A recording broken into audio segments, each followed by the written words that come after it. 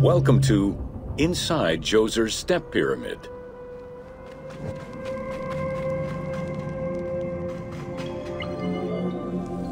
The architect of the Step Pyramid, Imhotep, was a man of great importance to Pharaoh Djoser and ancient Egyptians in general.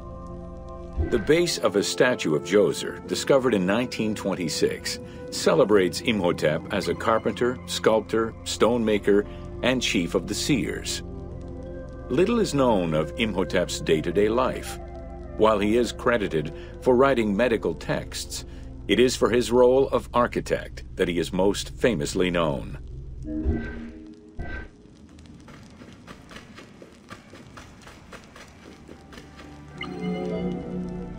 From the design of the pyramid to the elements within the complex itself, Imhotep set out to create something that would immortalize his king. An architectural achievement, the Step Pyramid was made from stone blocks instead of mud brick. It was the first time Egyptians built a monument of that height. Imhotep explicitly intended for the stone to reflect natural materials.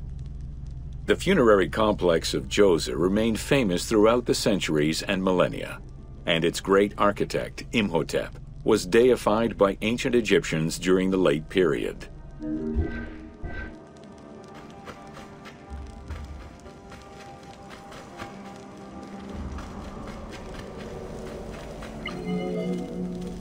In addition to the central subterranean palace built for Djoser, 11 wells were dug.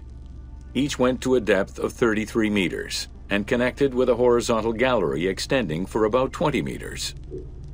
The first 5 galleries were intended for members of the royal family.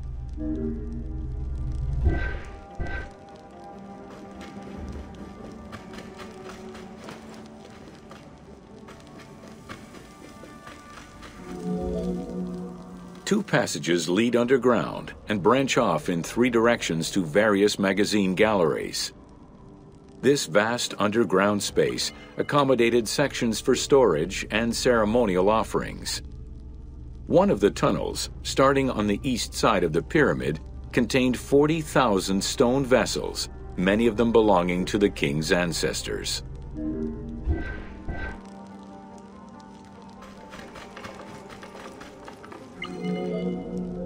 The burial chamber of Djoser is located at the bottom of a 28-meter deep central shaft. According to Egyptologist Jean-Philippe Lauer, the chamber was originally made from polished blocks of limestone, while its ceiling was decorated in 5-pointed stars.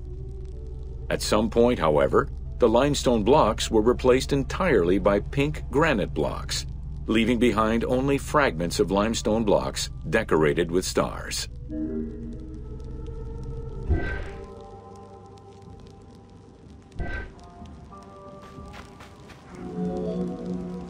At the foot of the chamber are many tunnels going in all directions. This maze of tunnels, galleries, and chambers stretches over 5 kilometers. There are a number of dead ends and false doors. They may have been intended for the afterlife, rather than to fool thieves.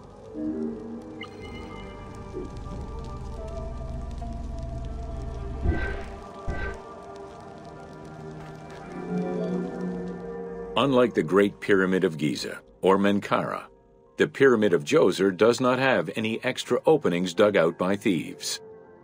There was no need for them.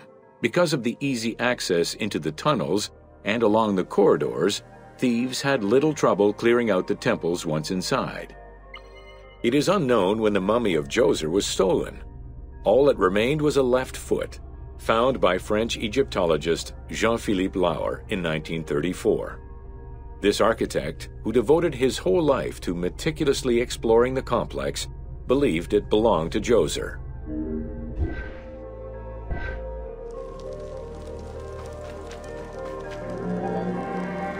The Pharaoh's apartments, also known as the Blue Chambers, are decorated with blue-green tiles meant to imitate the reed matting that covered the walls and windows of his palace. The stone is carefully curved and painted to look like the rolled mats of open doorways and curtains.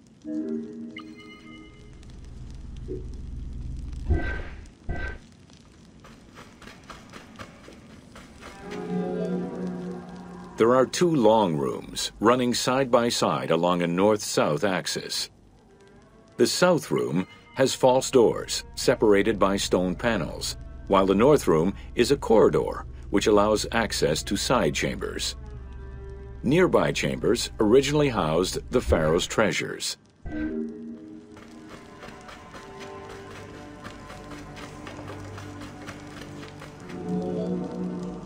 The door frames are made of fine limestone and carved with the king's name. As in the south tomb, reliefs are carved into the doorways. These reliefs show the king performing rituals and visiting divine sanctuaries for all eternity. Their interiors are fictive additions made by the team to add to the wonders of the tomb. It is clear from the elaborate detail and scale of the complex that this funerary monument was a technological marvel of its time.